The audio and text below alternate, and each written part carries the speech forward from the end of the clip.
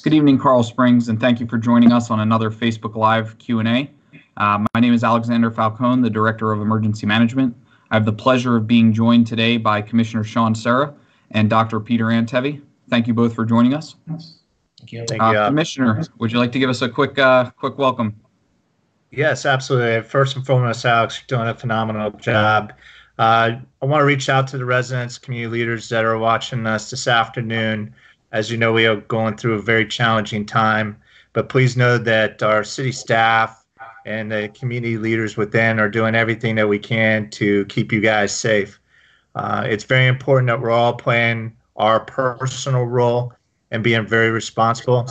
And this is a great, way of trying to get the word out, but also have an interaction with you so that if you have any real questions or concerns, you can share that during that particular part of this segment.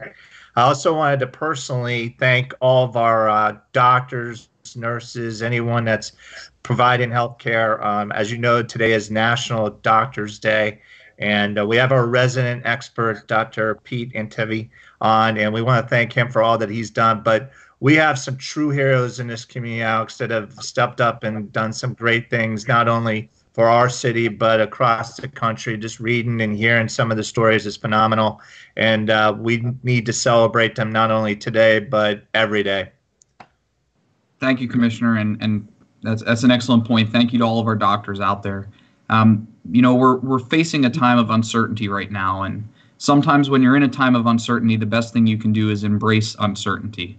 And what we did is in the city of Carl Springs, we issued a safer at home order. Everything in our lives right now, the way we work, the way we play, the way we interact with our friends and families has changed.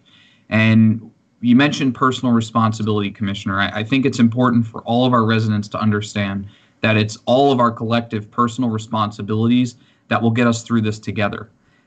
It's important that both our residents and our businesses understand that we are doing everything in our power to stop the spread of this disease. We are following guidance from the CDC. We are following recommendations and guidance from Dr. Peter Antevi and other medical experts to make sure that we're making the most informed decisions for our residents. With the issuance of the Safer at Home order and with the issuance of the closure of non-essential business, it's more important, now more than ever, for our businesses and residents to comply with this to help us stop the spread. You can report non-compliant businesses to our call center at 954-344-1001. And you can also use some of our online forms to help us make sure that the entirety of our community is working towards this collective goal. We've been receiving a lot of questions about why our parks are closed. We've been getting a lot of questions as to why it is important for us to stop the spread. And unfortunately, there's just too many scenarios that we can think of where our parks could be a breeding ground for the spread of this disease. While we all enjoy our leagues, we all enjoy our sports, unfortunately, the congregation of people and athletes can be a perfect opportunity for that to spread. And so, Commissioner Serra, I appreciate the support of the commission on that. And I'd like to invite you to say a couple words about why it's so important for us to close our parks right now. Yeah, I mean, right now we need to stay home, and if we need to, get outside and get some fresh air and get some physical activity, let's do it around our own homes. Like you said, Alex, bringing people together and playing basketball and tennis and stuff like that. Even though I've heard if you play tennis, they're socially distanced, but it's just not a good idea because that leads to something else. And then, if we open up our parks, we don't have the proper supervision and the ability to really control and keep everyone where we can eliminate the curve from, increasing and get into higher numbers. So, this was very important, not only to the commission, but to the city staff that recommended it. And we hope that everyone will do the right thing. And like I said, if they need some exercise, do it from around their homes. I appreciate that, Commissioner. And another point that I wanted to talk on before we get to Dr. Antevi's medical update is steps that our city is taking for our senior population. We care very much about our most vulnerable population, which in this case is our senior citizens. And so with that, our city manager amended Emergency Order 20-01. And the amendment in that order requires senior living communities to close communal dining, recreation activities, and put in place certain screening criteria to prevent people from bringing this disease into those communities. In addition to that, seniors can register for the Broward County Senior Touchline by dialing 211 on their telephone. So that touchline is counselors that will speak with seniors age 60 or older during this crisis, and they can provide them with information and updates. Seniors can register by filling out the application form on the 211broward.org website. So with that, Dr. Antevi, I'd like to invite you to provide us with a little bit of an overview as far as, are there different strains of the virus, some updates on testing sites, and any other information that you have for our residents. Awesome. Thanks, Alex. Thanks, Commissioner. Hello, Coral Springs and Parkland. And I think that the fact that we're doing this every single week is very important, because we're seeing it on the front lines that every week that goes by, the numbers are getting worse, and the number of people in hospitals and ICU beds on ventilators are getting worse. And so I know, trust me, I have 3 children at home. We're doing the homeschooling thing, my wife and I, and there's no one more than all of us here listening today who want to be outside, and I get it, but we're obeying the same exact rules and for a reason. And so let's kind of go through the numbers. I think that'd be a good thing. And there's some good websites. If those of you don't know, the website that I would refer you to get the latest on the actual data is the Johns Hopkins website. It's the one you see on the news everywhere. So if I'm looking at it right here, basically the total confirmed cases in Florida are 5,473. And if you break that down to Broward County, that's 21% of the entire state is just here in our county. The number of deaths in our county is 63, and that's 17% of all the deaths. And we're the #1 county in the state so far for deaths. So why is that? It's because we have the port here, #1, and we have the airport as well. So a lot of people initially came in and they were infected, and they infected the Broward people first. We have many nursing homes, elderly population, and of course the nursing home in Fort Lauderdale. Now the number of deaths at that one facility is what led Broward to have that number so high. I will caution everybody to tell you that we and the medical community are very concerned about the elderly population, specifically the ALFs, and we've gone to extreme measures for, I would say, over a month now. We've been communicating very strongly with the leaders at the ALFs. And now we've been having for weeks now a weekly conference call with the leadership, where it's myself, Chief McNally, and EMS leadership, and we're actually helping them understand what's to come. And so what I mean by that is, essentially, it's not just going to be one person or 2 people at an ALF who may get ill. We may be seeing where 15, 20, 30 people at an ALF get ill, but perhaps not ill enough to be needing a hospital. So we're trying to help those facilities when the breakout does happen, and it's not an if, it's a when, so that they're able to not allow the spread of that virus throughout that ALF. And Alex, correct me if I'm wrong, but I think we have 50 senior living type facilities in Coral Springs, Parkland. Is that correct? That's correct. Registered, yes. Registered. And that's an excellent point there, Doctor. So the city's taken steps at your direction to actually visit each of these facilities to help facilitate that they're getting the resources they need. And with the enactment of our emergency orders, we've required them to follow the steps that Dr. Antevi was speaking about. So excellent point, Doctor. Yeah, thanks. And then I appreciate that. And what we're doing now is we've actually, even before the governor came out with the mandate, we pushed them all to require at least the surgical masks for every single employee. Doesn't matter who you are. We've asked them to mandate now not just temperature checks, but also symptom checks twice a day for every single employee before they come into work, especially as well. We're doing the same thing at the fire department. So we're keeping logs, and anyone who has symptoms or fever, we have a process in place, not just at the fire department, but we're having the same process in place at all of these ALFs. They've done a great job, but what I want to do now is, and again, I'm not here to be doom and gloom, but I just want to kind of give you the modeling for Florida. You've heard about the modeling for the United States. I'm sure people heard the press conference yesterday. But there's a very good website that we all follow. It's a COVID-19 kind of modeling, and I have in front of me the Florida model. which would be very different than the New York modeling, because New York is hot and heavy right now. They're going to peak much higher and much faster than we are. So let me kind of tell you what this website is telling us, that they're predicting that the peak resource utilization in Broward County, sorry, in Florida, not Broward County, in Florida, is going to be on May 14th.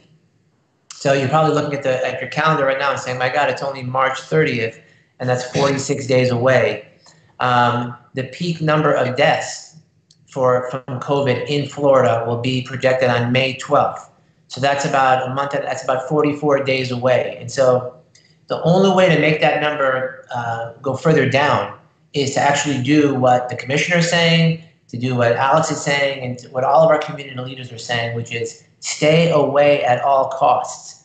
When people deliver you food, you may want to wipe it down. I mean, you're talking to someone who's never been a germaphobe in his lifetime. I've worked in medicine for 20 years, and I'm taking extra precautions to do that now. So with respect to our needs in Florida and Broward County, we are working very strongly at the county level and at the state level to determine our ventilator status. What happens if we do become overrun at a specific hospital? Perhaps we'll have to take patients past 2 hospitals to go to a hospital that has a ventilator. These are real concerns, just like they're having in New York. New York's just a little earlier than we are. We're looking to source any ventilator we can find. We're looking at surgical centers. We're looking at staffing, healthcare professionals who can come into the system when the system starts to kind of break at the seams. And we expect that the resource utilization is going to be such that it may do that. And I will tell you that the expected bed shortages and ventilator shortages, we're going to mitigate those. So we're working hard now to make sure that you, God forbid, or your family member has to come to a hospital, that A, there's room for you, there's a bed for you, and there's a ventilator for you in case you need it. We're looking weeks into the future, but that's right around the corner. So before I continue on my medical report, I'll see if you have any comments or other items on that mission. Well, I do appreciate that overview, and I know that one of our questions here was, what is the treatment for patients who have the virus, and also what are the recovery rates that we're seeing locally in the state of Florida? Okay, well, those are very good questions. For the treatment, for a majority of people, so if anyone here had a fever and you want to go get tested and checked out, they'll go evaluate you, they'll test you, and then they'll send you home and they'll say the typical thing. Remember, we have spoken in the past, I think, on every one of these webinars about not using Motrin. I'm still going to say that that's what I would do, even though there's some theories that may not be true. But they're going to tell you to keep down your fever, take some medications for cough, the typical over-the-counter stuff, lots of fluids, and rest. And then you're going to want to quarantine yourself, or I should say isolate yourself from other members in your household so that they don't get sick, and specifically any elderly people. Now, if you're somebody who's at risk and you have symptoms, we have an algorithm that we use at the hospital that will actually allow you to get treated. Now, the treatment you've heard about is still kind of off-label. There's studies going on right now with hydroxychloroquine, azithromycin, and now because of the reports from New York, we're adding zinc onto that as well. At least some people are. And so that is a medication cocktail that doesn't come without side effects. I would say that it's relatively benign, except those medications do have some cardiovascular risks. So there are certain patients who may be listening today who may be already on other medications that affect that specific part of the heart, and then you add on these other medications, 2 of them, and you could put yourself at risk, God forbid, for sudden cardiac arrest. And so we would never want that to happen to you. So what happened once the news came out, there was a big rush of people getting the prescriptions even though they weren't sick. And so now the pharmacies have put a moratorium on that, and you can only now get the prescription if you have a positive COVID-19 test from the testing site that you got tested at. So even if your doctor calls it in and says, Peter Antevi, you go get those medications, I have to present a piece of paper that shows my test result. And I think that's the appropriate thing to do because we want to make sure that the people who need the medication do indeed get it. They're very inexpensive medications, but just in high demand. Thank you, Dr. Antevi. Um, Past couple of weeks, I've been in the school system for 27 years. I've never seen anything like it. And my colleagues and friends have done a phenomenal job to try to rally up not only the technology, but the curriculum to make sure that we don't have any lost instruction time. So about this past week, we rolled out about 90,000 laptops to all the students, not only in Coral Springs, but across the county that were in need. And we recently launched Canvas. It's a word that many people are talking about right now that is around distance learning. It's a blended learning program. And this program, the kids can log in each day, and there's digital versions of textbooks. There's actual links to educational programs. There are lesson plans that teachers have created, and there's also guided lessons that the teachers are providing. And then there are also instructional materials for our students. It doesn't matter what grade they're in or what subject, and it's in English, and it's bilingual languages, and also it's for our special needs. So the program did launch today. As you know, we had spring break last week. It had some challenges for sure. I mean, when you're putting 200,000 plus kids on a program and never done that before, you're going to have some technical difficulties, a little bit of what we experienced here. And, we want to make sure that they know that they can go on a consistent basis. So the program is up and running now as of 2 o'clock, and our hope is every day will get smoother and easier. As far as some suggestions, this is unprecedented times. Kids are learning in a different way. Teachers are instructing outside of the box. And the biggest thing is just being patient, just recognizing that it's going to take some time to perfect it. Students really need to have a structure and a schedule, and try not to go for a long period of time. As you know, your classes run about 50, 60, or 90 minutes, and then we get some activity where you can move around, change of classes, or actual events planned for you. So you need to, once again, do a lot of time management, really put some thought into how you want to, learn as you go through this experience, and be responsible. When you do go outside, like we were mentioning earlier, we don't want you leaving your home. If you need to go out, go in your backyard. If you don't have a backyard, just walk around your, immediate residential area. But we don't want you blending with the other kids. This is not a time to do group learning. We want to just try to keep you all in your homes and being safe for sure. And then, Alex, one other thing I wanted to mention is that there are meals being provided for the students that are in need, and we have 6 locations in Coral Springs, and I wanted to share that Hunt Elementary as well as Parkside Elementary are 2 of those locations. The 2 middle schools are Coral Springs Middle School and Sawgrass Springs Middle School, and the 2 high schools are Coral Springs and JP Terraville High, and that is for breakfast and lunch. I appreciate that. Thank you, Commissioner. And I was wondering if you would mind sharing with us, how you and your family are managing to stay healthy and active while still practicing social distancing. Yeah, my son's upset with me right now because we are, in full lockdown, and we're not allowing any of his friends over at this point. And it's not because we don't trust anyone, but it's just that we want to be doing our part. So he's in college now, and my wife and is an educator. So we're all trying to take our space in the house and get adjusted to the new norm for at least a short period of time, hopefully. And then even when we go out to the grocery stores, I think Dr. Antevi, I know he had a great point. Even when we're going out and supporting our local businesses and restaurants, take some of the suggestions that are shared, because I know we ordered some food in last night, and we were wiping down the boxes and doing some stuff that we've never done before. So it's just a new way of running and trying to live daily life, but also being educated on the best practices. That's an excellent point, Commissioner. Thank you. And, we can always continue to support our local businesses throughout this. Many of our businesses are continuing to offer takeout service or delivery service. So support local. We do have a list of local restaurants on our website on carlsprings.org. You can find a listing of those, and you could make sure that you're supporting and buying local. I'd like to answer and address a couple questions we're getting in. One question's from Thomas asking, How long will the lockdown last? Well, earlier this morning, the Governor DeSantis, did declare that we would be on a quad county, Palm Beach, Broward, Miami-Dade, and Monroe, on a safer at home order until May. So this is something that is a long-term event. As we heard Dr. Antevi mention earlier, we're looking at our numbers peaking in May.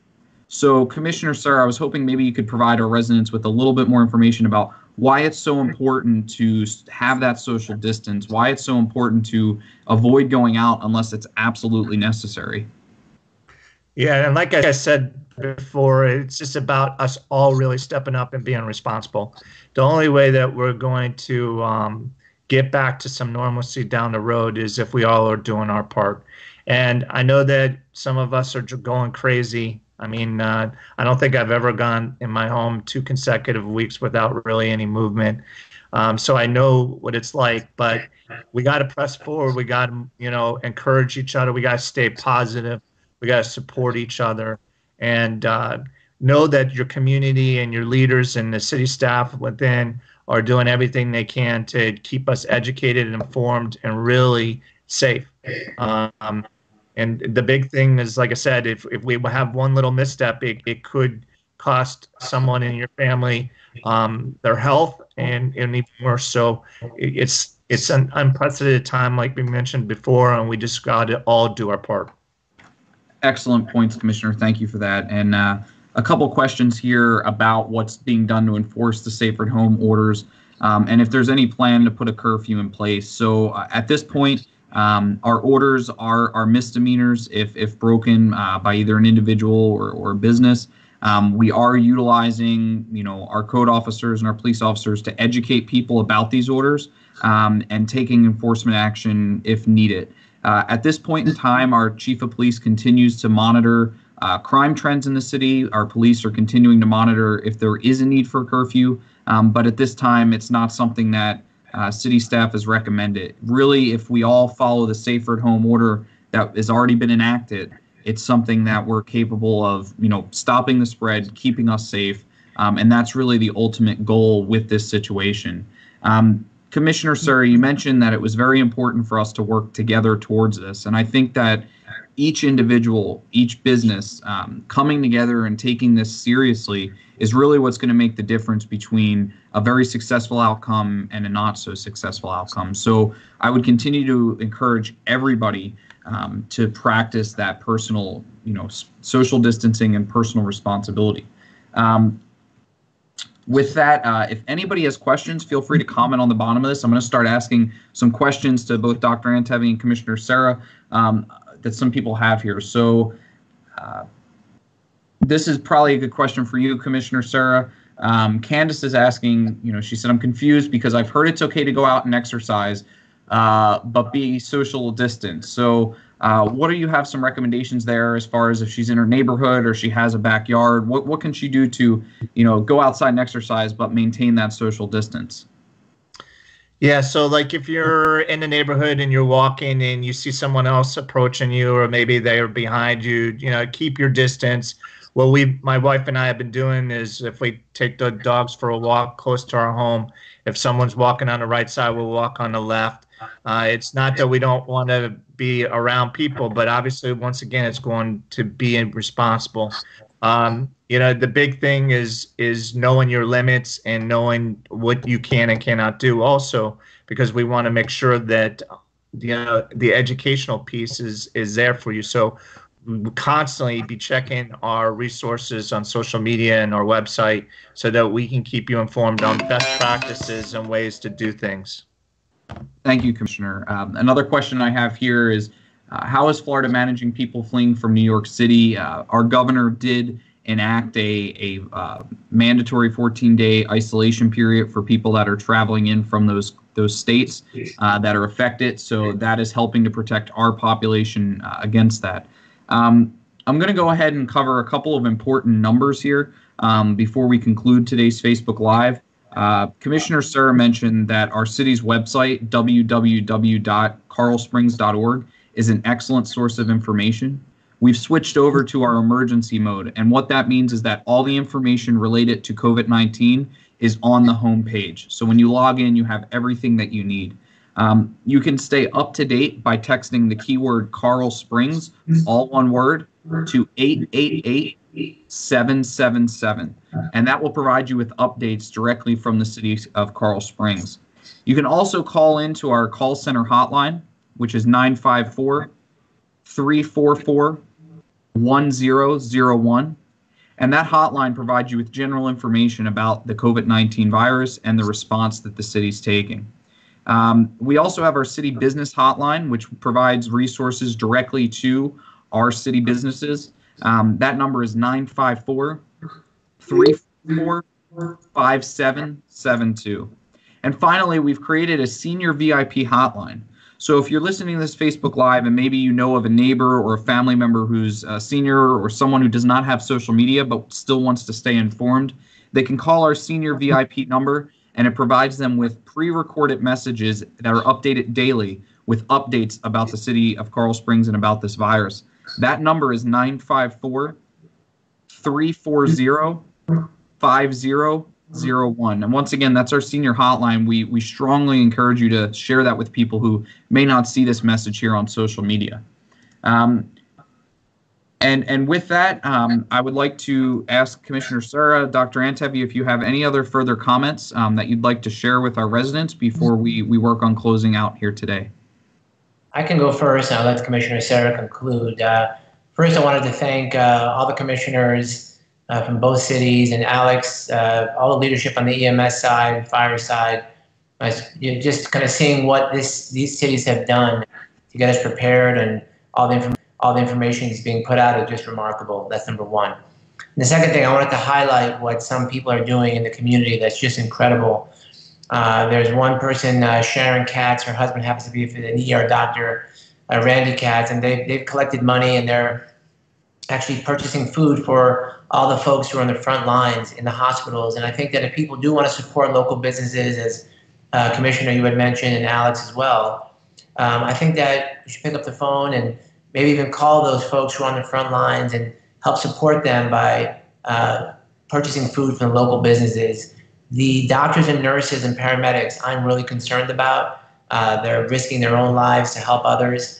And I just wanted to tip my hat to all of them on a day like today and say thank you. Hang in there, and we have your back. And so I'll throw it back to you, Alex, and Commissioner Sarah. Thank you. Yes, I just wanted to say, as a 27-year resident, I've never been so proud of our city management and our commission for working collaboratively to do everything we can to keep our residents safe. Dr. Antebi definitely brought up an outstanding point. I'd absolutely tip my hat to all the doctors, nurses, paramedics, first responders out there. They're definitely putting themselves on the line. How about those grocery employees, the people that are working, to make sure that the critical areas are staying safe? I mean, there are just so many heroes during this unprecedented time that we are just truly blessed that they're not only outstanding at what they do, but they're really good people inside and out. So like we mentioned in the past, we really have to come together. We all have to do our part. We are in good hands when it comes to the city leadership and the medical experts, as you can see.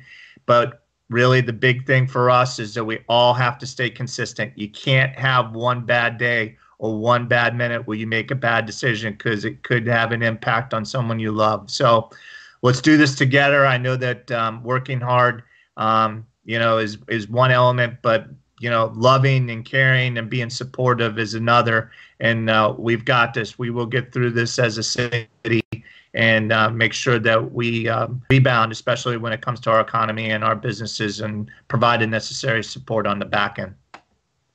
Thank you, Commissioner. All excellent points. I think that together as a city, if we practice personal responsibility, social distancing, and we take these orders seriously, we will get through this. We will prevent the spread, and we will lessen the curve. I'd invite all of you to tune back in next Monday at 4 p.m. We will have another Facebook Live question and answer session. If we didn't get to your question today, or if a question pops into your head later tonight, feel free to leave that as a comment, and city staff will answer that for you. You can also continue to stay engaged at carlsprings.org or by calling our call center 954-344-1001. Thank you and have a good night, Carl Springs.